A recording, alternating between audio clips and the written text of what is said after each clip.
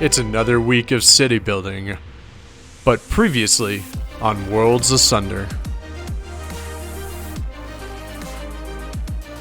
I have so many technical difficulty warnings.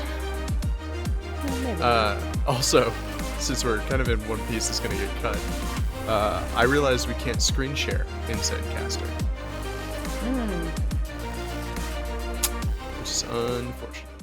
The stories we've read capture our attention and immerse our minds in settings of all kinds to bring us the spectrum of feelings and deliver the tale of tales to our starving psyches. Whether it's medieval-style fantasy with mages and knights, or hard sci-fi takes on the future of space colonization, or thrillers set in your backyard, world building is the foundation that holds up the narrative, the glue that keeps it from unraveling as readers follow the journey you laid out for them, all to make the stories jump from the pages and burn themselves into our memories. Welcome, weary writers, to Book Career in a Year's network of podcasts. This is Worlds Asunder, an insightful podcast on world and character building. My co-host is the one and only David Shadoin, better known as Shady. It's not just a descriptor, it's also his moniker. And she's the H.Y. Gregor, but you can call her Haley or Sour Patch, your friendly post-apocalyptic wasteland elf.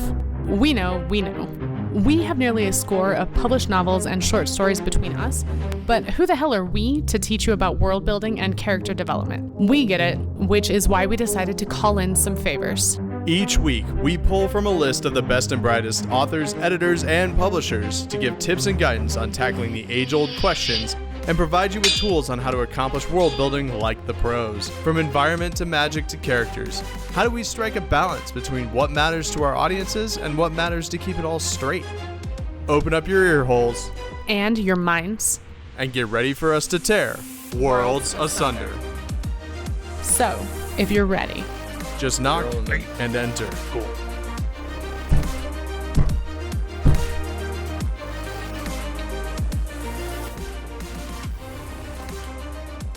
Welcome back to Worlds Asunder, City Building with JT Evans Part 2. I haven't decided what I'm going to call this episode yet, so we'll say it's the only podcast now on the internet that typically doesn't do Part 2 intros, and that is now being forced to because of technical difficulties. And we swapped podcast recording software, so there's that. So if this looks a little different than part one, you know why. There's your peek behind the curtain. A really long episode title. I told you I have no idea what I'm going to call it yet, so I'm just gonna make the title up as I go, which will probably be. Nope, no, it won't be. Never mind. Not going to say it. That'll be for everybody's enjoyment when it finally comes out. Waiting with bated breath. I'm sure you are. So we're back. Only maybe now 20 minutes later.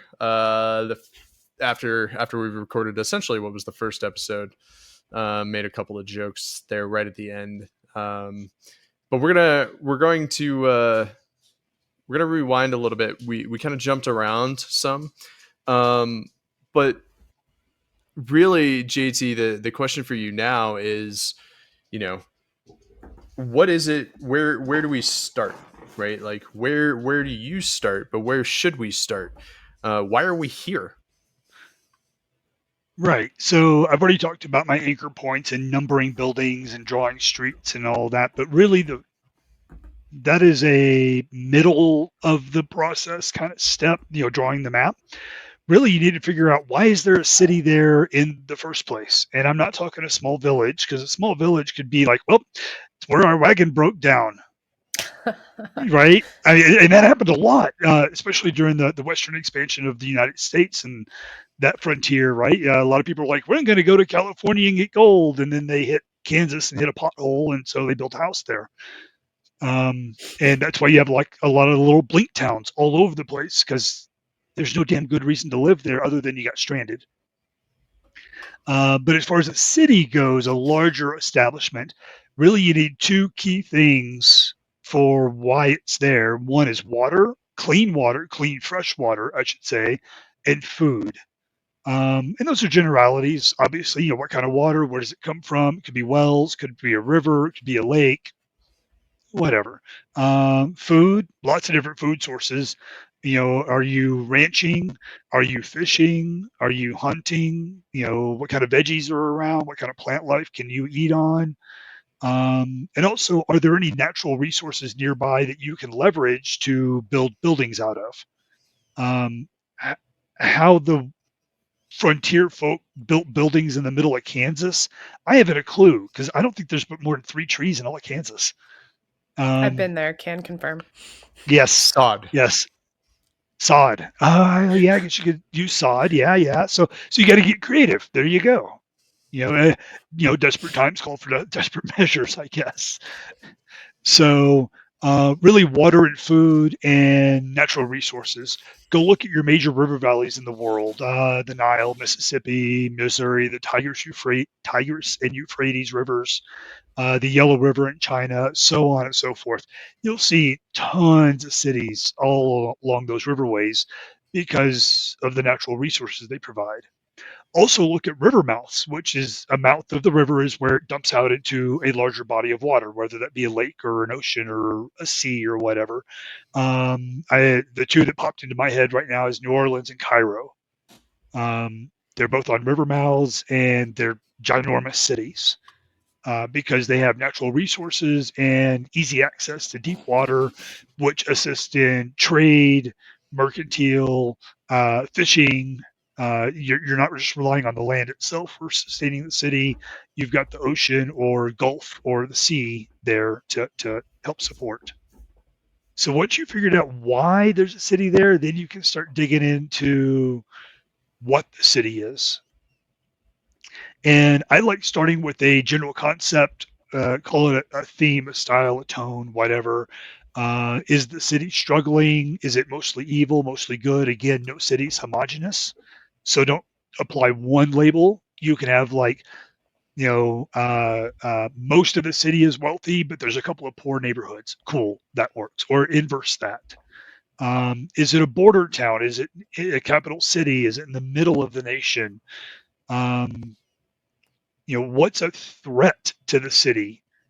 What can cause the city to go haywire? Whether it's war, famine, disease, death. Hey, pick the 4 horsemen and just pick one and run with it. Is it overpopulation? Is the city in a limited amount of land and there's just too damn many people there? That usually leads to famine and disease. As we're recording this now, Hurricane number 2 is hitting the southeast of the United States, and both of them are, well, the first one was really bad. The second one looks worse. So what kind of natural disasters are there that happen in the area, whether it be earthquakes, hurricanes, tornadoes? Living here in Colorado, I worry a lot about forest fires and grass fires. The Waldo Canyon fire that was 15 years ago, I guess, burned 300 something homes in the city of Colorado Springs. It jumped a ridge and poured into the city. I had evacuees from that fire living in my house for about 2 weeks. A year later, sorry. Yep. We got evacuated for the Hayman fire when I was a kid. Okay. Yeah, that was a big one. That was the biggest in the state's history, if I remember right. But a year later, we had the Black Forest fire, and me and my family got evacuated for it. Fortunately, we were able to come home to a home. Yeah. But yeah, so forest fires or wildfires. What are the threats to the city? Is it a neighboring nation that really doesn't like the city or wants to control the city or wants a natural resource of the city? So there's threat of warfare, persistent threat of warfare. Actual warfare, that could be a thing. But threat of warfare, that's pretty hairy as far as the general tone of your city goes. A border town that constantly gets taken over every couple of years by a different country. Oh, sure. Yeah. Look at the Rhine River between Germany and France. Crimea. They've been Crimea. Yeah. Those areas have been fought over for millennia. And for good reason. Not that there's good reason for war and fighting each other, but there's a lot of rich natural resources there that countries want. So and in some cases, countries might need. They may be, poor in a resource and don't have the ability to trade for it, but they have more guys with sticks than the other guys with sticks, so they go club each other over the head for it. Yeah. Or port access, a lot of the time trade routes too. And that's maybe more Oh historical yeah, than now, but yeah. I mean, No, it's legit now. Russia and Ukraine. yeah, those warm water ports. Yes. Yeah. well, and then we still like if we're gonna stick in the real world, right? Like shipping, we think about tech and we think about like all these things that make our life easier, the way we create food, the way we distribute food, but shipping lanes and ports are still the number one way to distribute food across the Oh world. yeah. Yep. So it's it's really the number one way to move goods across the world. We have a lot of planes in the air, and there's still more stuff moved by ship. Oh, those So ships are huge. The amount yeah, of just raw tonnage they move is amazing.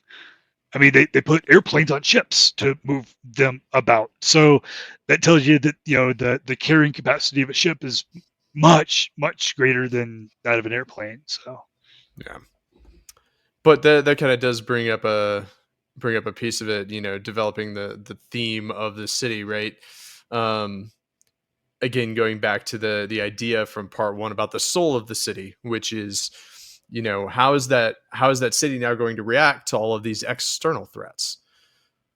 oh yeah. Is it a organized reaction? Is it chaotic? Is somebody in charge? Is somebody put in charge? How competent are they? All those are factors on the effectiveness of a response to an outside threat or even a natural threat. Um, I believe it was the Great Chicago Fire. They had different fire departments that all had different types of equipment for hooking up to water sources, and each neighborhood ish was different. So when they needed help from a neighboring fire station, they actually couldn't get that help because neighbor couldn't connect to the other neighbor's water source. Yeah, it was bad, and that's why a lot of Chicago burned. I could have my facts wrong on which major city fire it was, but a city fire in the U.S. this happened, and that led to standardization of fire hoses and fire hydrants and all that across the nation almost immediately after that, because they realized they could have mitigated the fire better had they been able to cooperate with one another more effectively.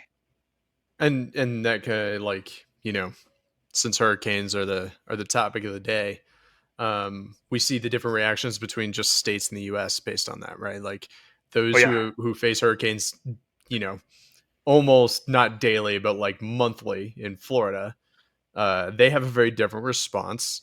Not just in the fact of preparedness and ability to handle kind of a devastating thing, but also just in their cultural response, right? Like the people of Florida are, a lot of them are more likely to just sit it out and like post a bunch of videos, trying to make fun of it or make light of it. That's where the I would concept be losing my mind. Florida man comes from, right? Right. But then you have like, unfortunately, the devastation that swept from Hurricane Helene, because some of those more northern states, they're really still in the South, but they're not used to having such devastating impacts from a hurricane that's swept across mainland already. Yeah. So it's a very, and clearly, right, like the culture there, like they didn't know what to do kind of as it happened. They didn't have a lot of warning. And so their reaction is very different.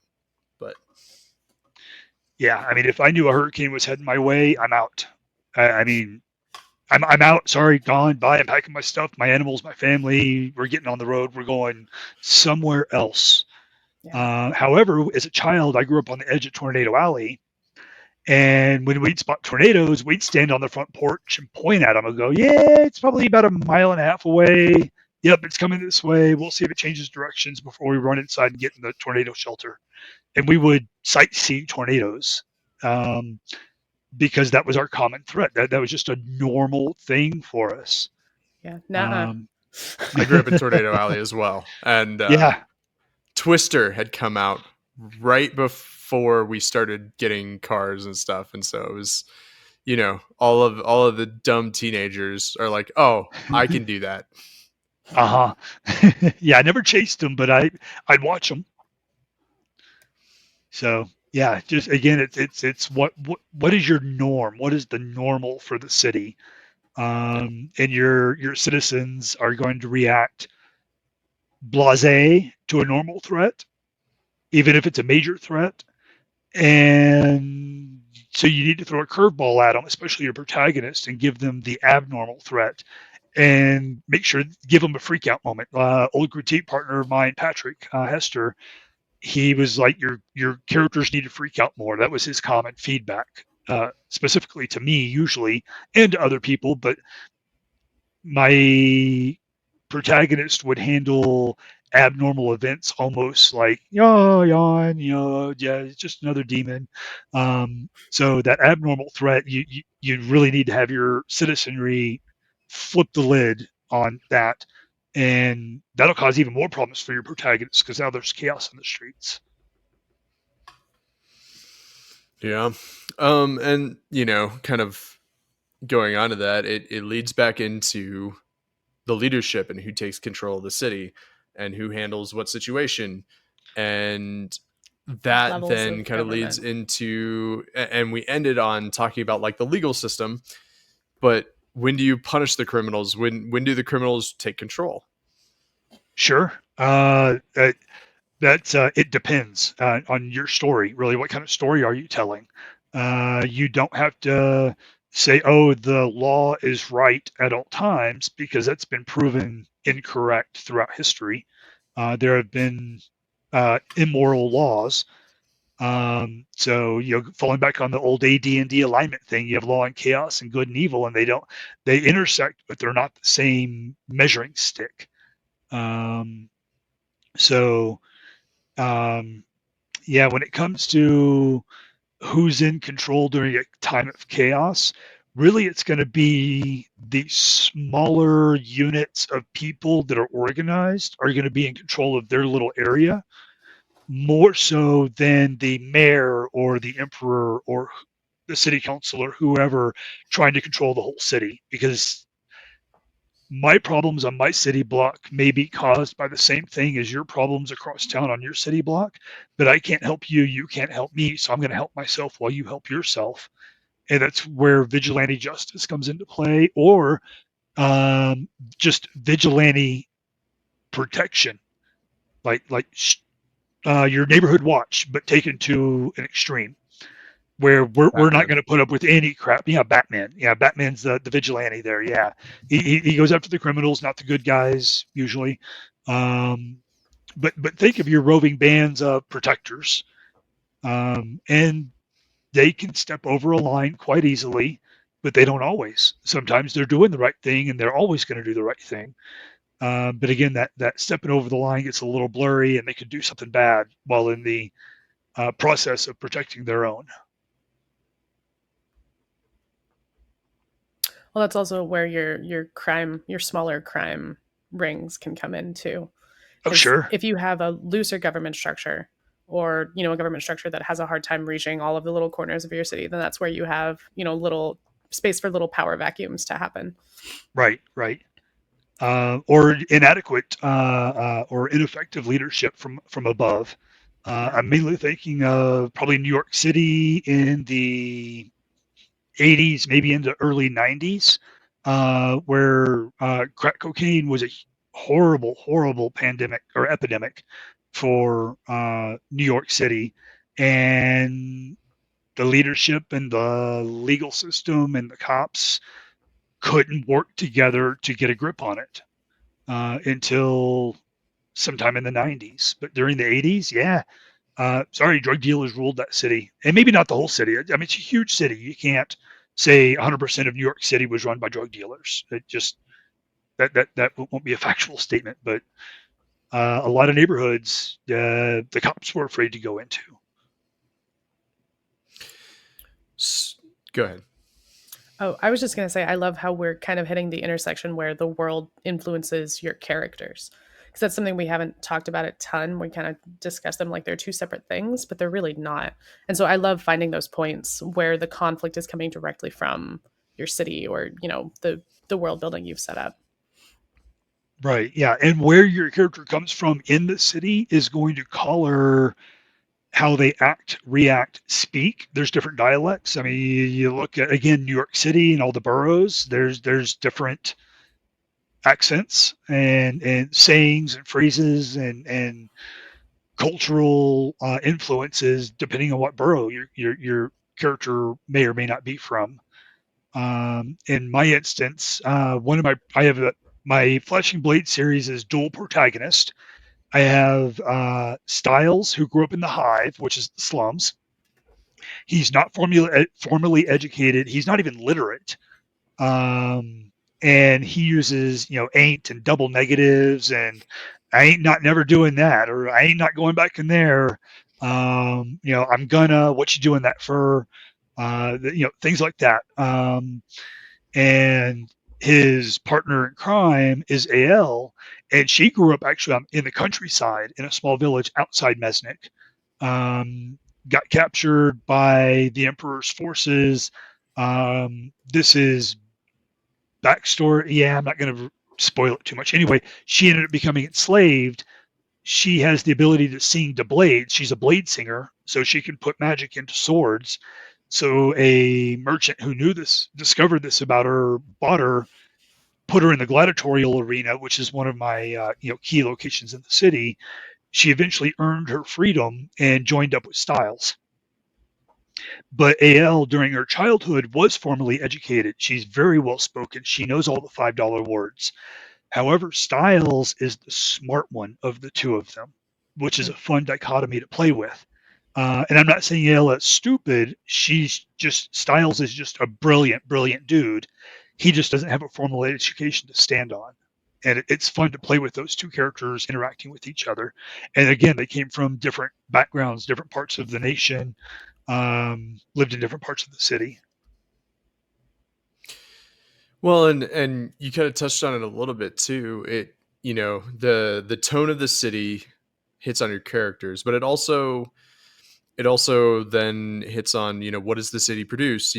What do your characters help the city produce? Whether we're talking, how does it change methods of combat or construction? If they're magical, or even if they're not, how do you then kind of draw those lines to the next thing? Like, and how much of that do you fill out?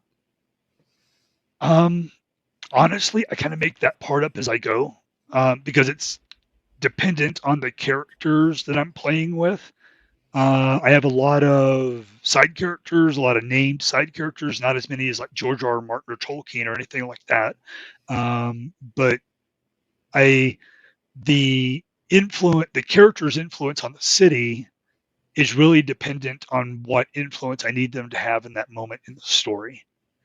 And once I've established how they influence the city, I'll make a note of it. I have character profiles on all the named folks, important named folks. And I make sure and note what services or goods they provide to the city, either for the city itself or to export somewhere else.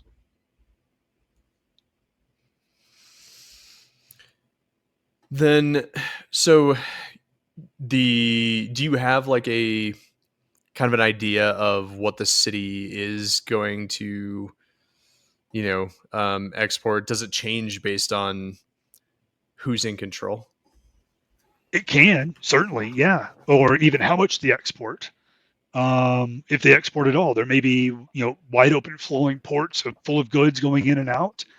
And then you might have change of leadership to an isolationist type leader, like Thomas Jefferson. He was an isolationist.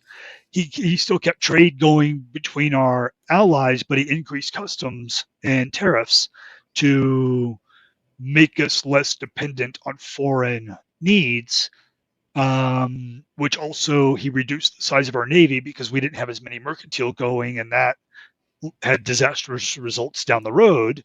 I think Jefferson was a perfectly fine president from a historical standpoint, but that was his main mistake, was not keeping our military forces, especially naval forces, up to snuff. Because he was all about, let's build the United States of America and keep everybody else away and out and all that. So that certainly changed import-export right there. Yeah, I'm a bit of a history nerd. I love it. Turns out you need a military to be an isolationist.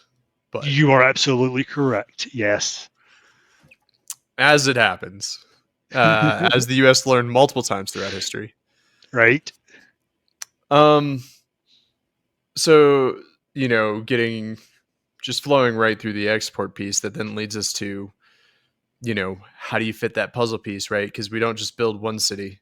So, I mean, sometimes we do, right? Sometimes we can get away with, writing a story in a single city. We don't have to discuss too much about the outside world, but then what do you consider when you have to, take in other cities, take in other nations? Do you flesh them out just as much, or is that still kind of more on the fly based on what you need? I give relative distances, usually in time, not miles. And I do a relative distance, a direction, and a name, and that's about it. And again, I'm hyper focused in on one city for my Flashing Blade series.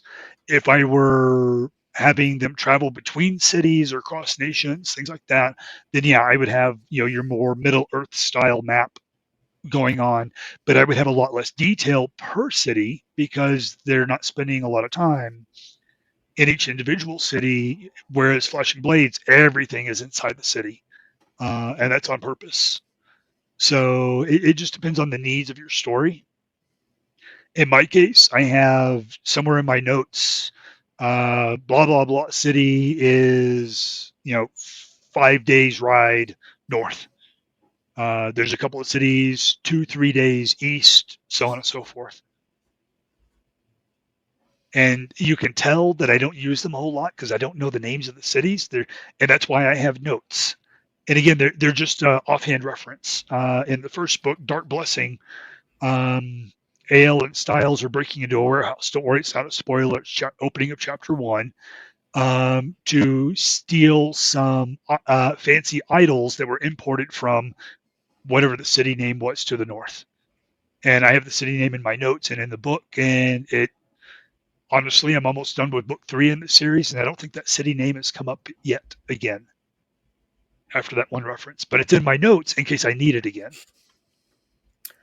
That's one thing that we've discussed a lot on this podcast. It comes up every episode, where it's learning where to not cut your losses, but like where the watermark on the iceberg is, the water line, right? Yeah. How much do you actually need to show in order to get your point across? And then there's always the rule of cool. Like you have this thing that you're like, yeah, I maybe went a little bit too into this, but this is part of what is going to, give my city its soul, or give my world something that makes it really unique. But how much is too much, right? Sure. So that balance is something that we're always trying to tell people that they're going to have to figure out, because it changes so much. It's always in flux. Yeah. So for my rule of thumb is it needs to feel lived in and breathing at the same time. And the way I do that within Mesnick is, if I have a character chasing somebody, they're going to race between 2 buildings down an alley. I don't name the buildings because they're running, they're racing. They don't give a flip about what buildings they're running between, right? However, if they're doing a casual walk or stroll down a street and I have them cut between 2 buildings for a shortcut, I will name those buildings.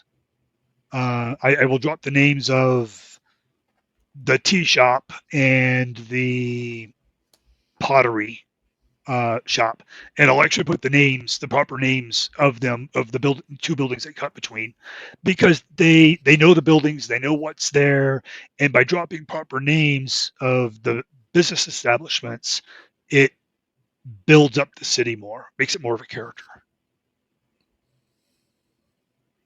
Well, and that's character reference as well, right? Because if they're in a part of the city they don't know, they could say it's this ugly shop that has, stupid things in the window, or this, Yeah, had a really cool sign.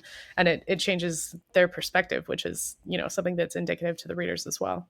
right. Absolutely. Yeah, because you should be telling the story about the city from your character's point of view, as Yeah. opposed to the other way around. I mean, I've lived in Colorado Springs 26 years now. Um, I don't know every neighborhood. Thank God for Google Maps and GPS. Um, Yeah. so yeah. What other unique aspects of the city then can you include? And this is kind of partially a leading question slash I'm digging a little bit to see, because I know what I would say. So I'm going to see what you say. But we've talked about the soul of the city. We've talked about the different neighborhoods. How else? And then we've talked about how the characters interact with them. How else do we differentiate? So to make your city different or unique, there's three overarching factors that kind of fall into that. One is your latitude. In other words, how far away from the equator are you? What is the altitude above sea level? And how far away is it from a nearby body of water? Because those three things determine a lot about the environment. I moved from San Antonio, Texas to Havre, Montana when I was almost 24 years old. So I moved from 2 hours from the Gulf Coast at 210 feet sea level, something like that. And super hot. It was May when I moved, and we were already creeping close to triple digit weather with super high humidity. Havre is High Plains, Montana, 50 miles from the Canadian border. So I moved there, and it was like barely above 80 degrees. It's like 8,000 foot altitude. I could barely breathe because I went from sea level essentially to atop a mountain range. It felt like, and I was walking around in a t-shirt and jeans, thinking this is great weather. This is cool. Feels wonderful. All the natives of Havre were like in halter tops and cut off shorts, things like that, still sweating. And they're like, how in the hell can you wear long pants in hot weather like this? And I was like, no, this isn't hot. And eventually they learned where I was from, and they laughed and said, just wait for winter. They were right. Oh, that winter was rough. So keep those three factors in mind for how weather and environment is gonna treat you. Also, the further north, the fewer natural deciduous trees you're going to have, and the more natural evergreens. Yeah, we've transplanted trees all over the place now, so that's kind of a don't look at that at modern times and what trees go where. But typically, your evergreens are further north, your deciduous are further south, and they meet in the middle with a huge swath of overlap. So there's not a hard line between the two. Does that help, Colorado Shady? right now is confused. Oh yeah, for sure. I was gonna say Colorado is confused right now on whether or not it wants to be deciduous or coniferous. Yes. But, yes. No, that's normal. It's not confused. You're confused.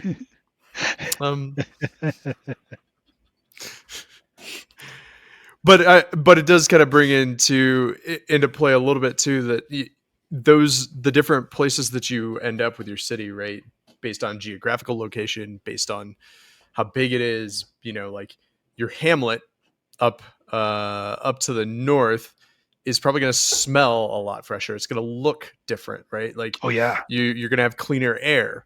And so when your characters are going about and you're trying to find ways to describe it, you're not going to use an overwhelming stench. You're going to, you're going to talk about the freshness of the place, the serenity a little bit. But then you go right. to, some place like, if we talk about Middle Ages London, right? While it is further north, the bigger city, like that's where it's, oh man, the overwhelming stench of, human feces. Sure. That's one of those things, right? Because they dumped all their slop into the streets, and that was all based around the fact that, running water for them didn't exist as quickly as it did in a place like Rome. Exactly. Yeah. And your city-based characters, when they go to the wilderness or small town, they may be put off by the smell of fresh cut grass or pine needles or whatever. They'd be like, what is, they sneeze a lot perhaps. Maybe it triggers allergies that they don't have in the city because the city has no flipping plants, right? Or at least not naturally growing. So there could be like, what in the world is that nasty smell? Oh, that's a pine tree, dude. Oh, okay. And, because they're accustomed to unwashed bodies and waste in the street. Not that those are pleasant smells, but it's what you're used to, your norm. And that I gives know you. Oh, go ahead. No, you're. Okay, I was going to say for me, moving from San Antonio to Havre was definitely a shift because San Antonio is down in a bowl and there's not a lot of high winds, so it's not really smog, but you can see the haze. It's like the Denver haze, right? From all the car exhaust. And Havre being high plains had high winds and very clean smelling air. So it was refreshing to be in Havre, for me at least, as compared to San Antonio, because of the just changing environment. I was just going to say it's great mining for character quirks when you can have characters complaining about things that to others seem totally normal, like weather or Sure. sense or temperature, those kind of things. It's a great crossover spot. Yeah, in And it my creates second Flashing Blades novel, I have a concept called the Diamond Summer because the cobbled streets glittered like diamonds because they're so hot. Mm. Ooh, And I like everybody's that. on edge, and tempers are flaring. People are fighting for really no good reason. Like they bump into each other, and normally they'd be like, "Oh, sorry, didn't mean to run into you." But when people get that hot, physically hot, in that kind of environment, even a bump in the shoulder starts a fight. And so it was a high tension. I used that on purpose to drive tensions up throughout the entirety of the novel. I get pissed off when I'm that hot. Oh, me too. But Me too. but I was going to say, kind of on that note, right? You beat me to the punch there. It creates natural conflict, right? And Yeah. not all that conflict has to be, oh, this broke out into a fight. It could just be something as simple as like, I'm misunderstanding this thing, right? One person's feeling uncomfortable because they're in a setting that they're not used to being in, and the other person's feeling completely comfortable, and they're like, yeah, I don't know why you're having such a problem right now, right? And that creates just that little bit of tension, just the Sure. natural human life tension, and that draws out, that draws readers almost as easily as like, oh, we have this giant war between forces, right? Yeah. So it's definitely useful in its way to give that, again, coming back to the city's soul, giving that city a soul, that, or even like, and really at this point we're talking about any location, giving a location a soul. I know we've Right. kind of focused primarily on cities, um, but a lot of this stuff we can take and apply it to, to a hamlet or to like spread out farming lands, because they're going to answer the same questions. Absolutely. Yeah. Yeah. Even a sub neighborhood would have a different soul of, different from the whole city. I use that in Hive Dreams, which is the second Flashing Blades book. They have to go into the hive. Ale and Styles, my two protagonists, go into the hive to accomplish mission. I won't spoil what that is because it's part of the book. But when they cross the threshold into the hive, Styles, who grew up there, tells Ale, "Look out for anything dangerous, and watch my back." And she's like, "Define anything dangerous. What do you mean by that?" And Styles' response is, "Anybody not the two of us is dangerous," which amped up. And I alternate points of view between Styles and AL. Every other chapter swaps, right? And I'm in AL's point of view, and she's like, "Oh crap! Anybody not us is a threat." Okay, and so it upped the tension of the story.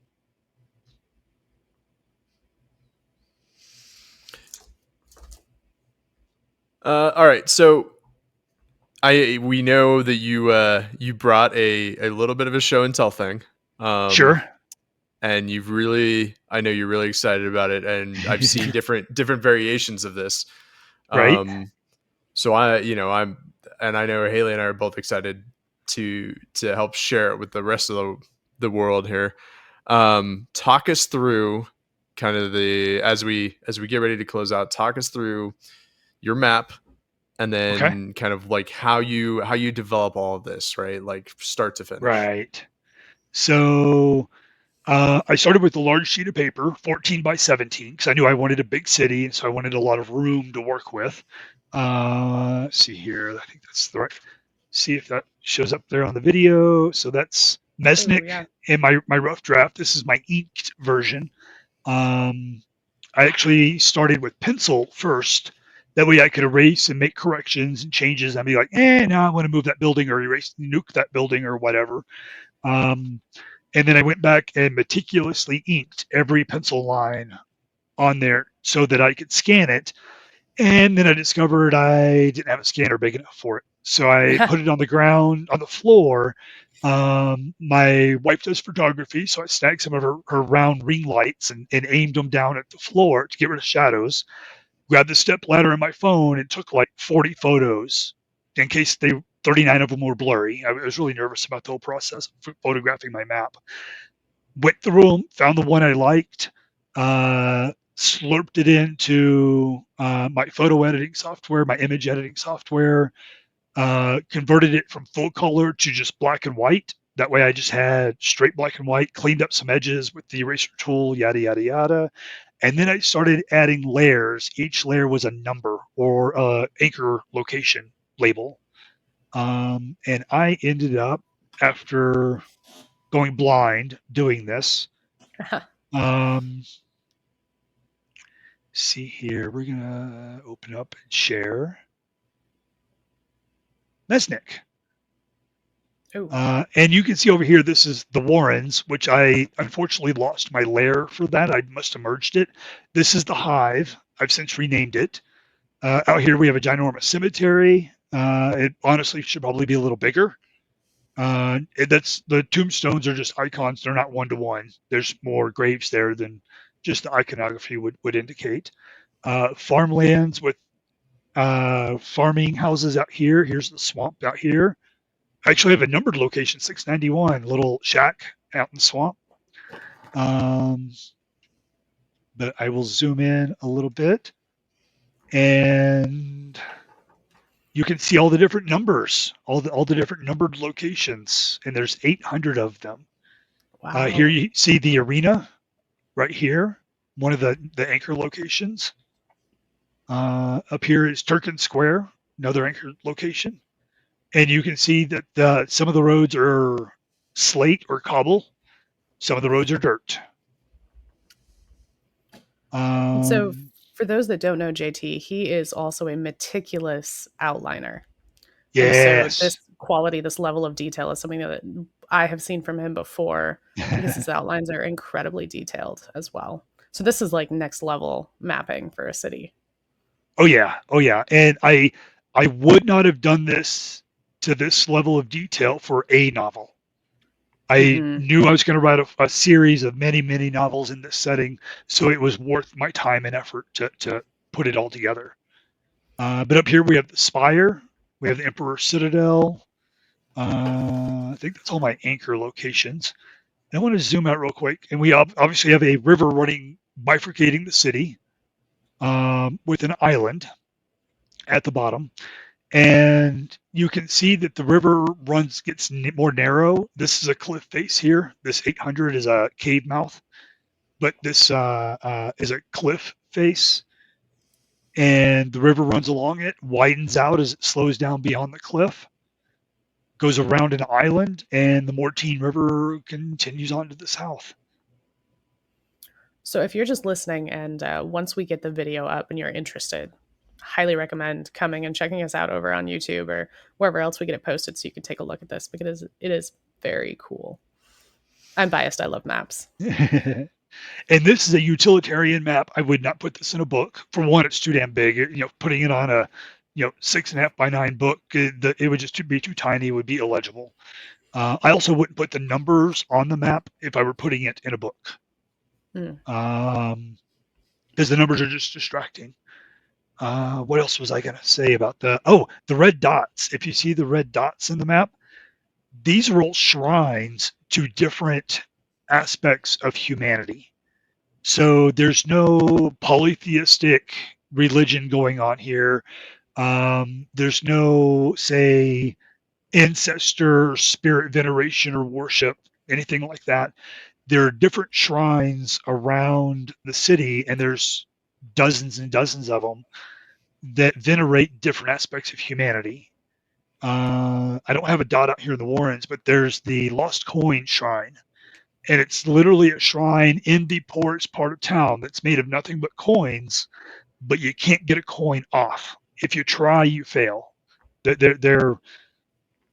the nature of the shrine to keep the coins all together in this big, like, stalagmite of coins from all eras of Mesnik and the Empire.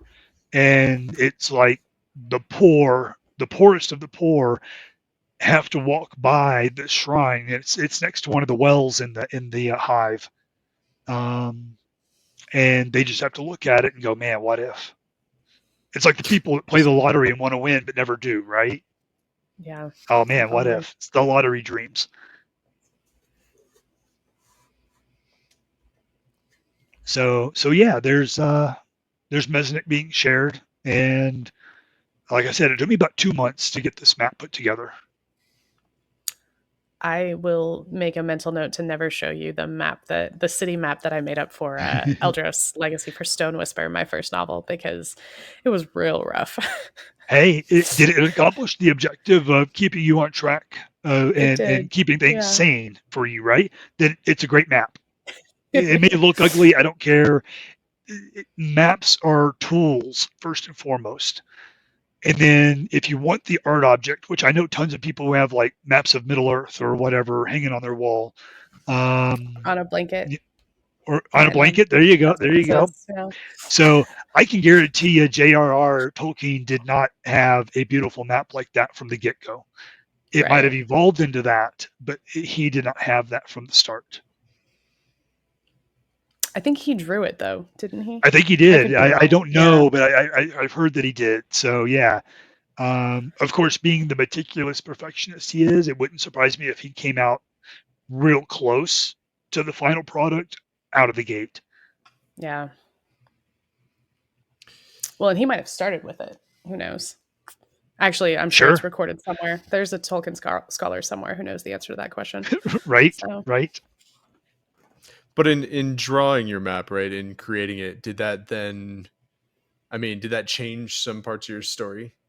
Oh yeah, parts of how you thought it would affect once you actually laid it out and saw the visual.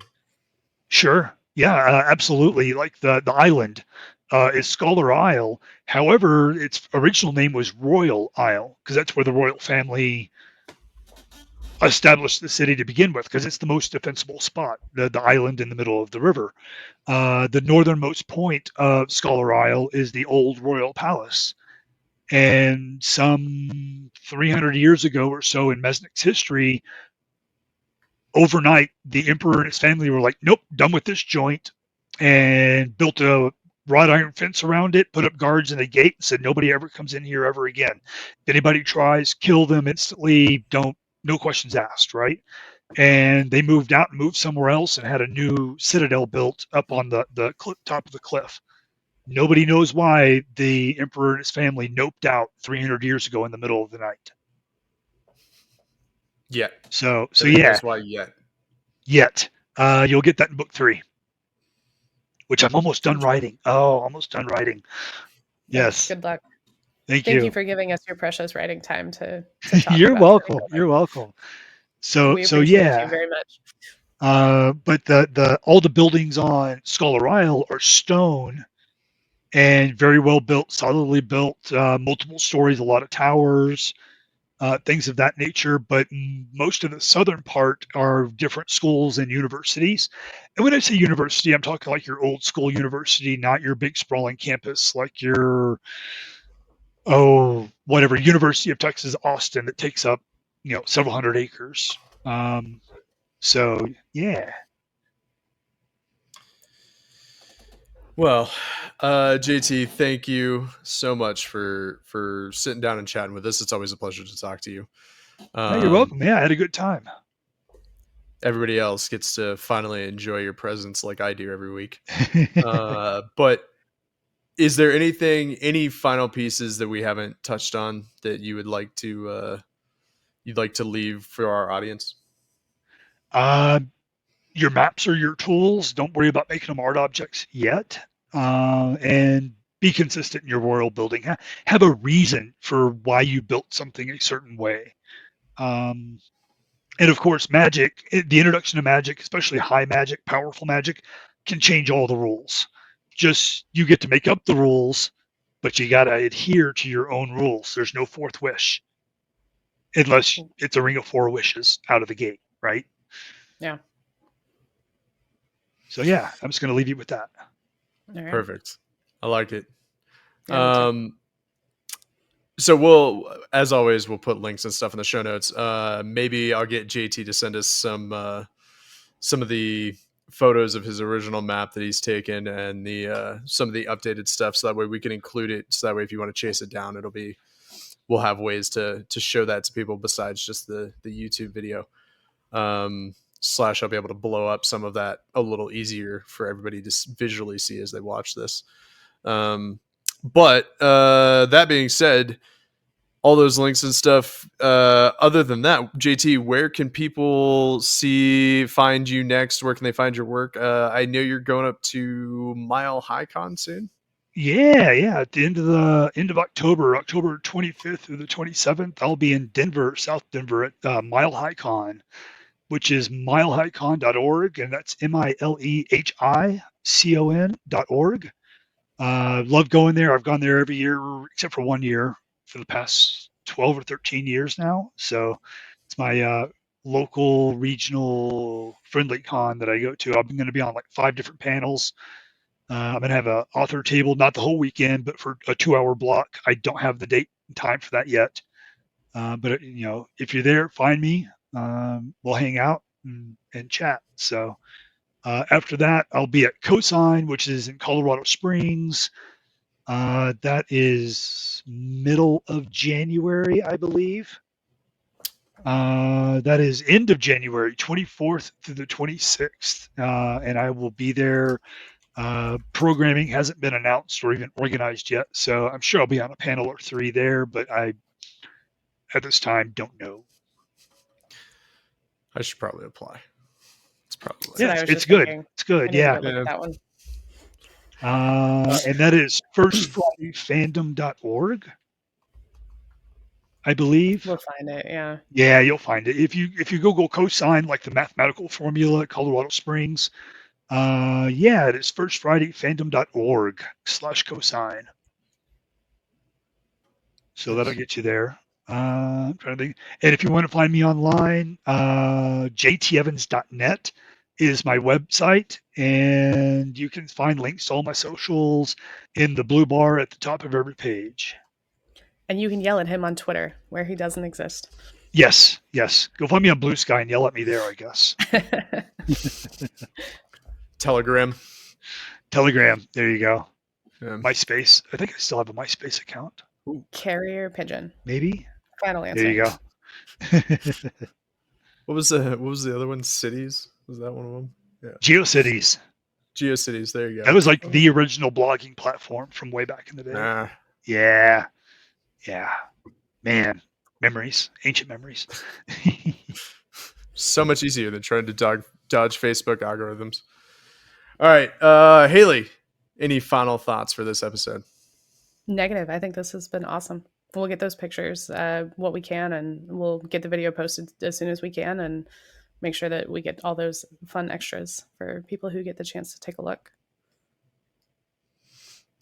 And as always, I've been Shady. She's been H.Y. Gregor. This has been our wonderful guest, JT Evans. Thanks once again for tuning in to Worlds Asunder, and we'll see you next time. Later. And there it is. That's near 2 hours of content on city building. We hope you enjoyed what JT had to share, and he made a lot of good points on how to build out your world. Let us know in the comments if you enjoyed this particular episode or the format. This Friday, Haley's second book of the Veshanoia saga, Tugarin's Revenge, comes out. Make sure to go check it out. Thanks to Nick Thacker and Book Career Network for hosting us, as always.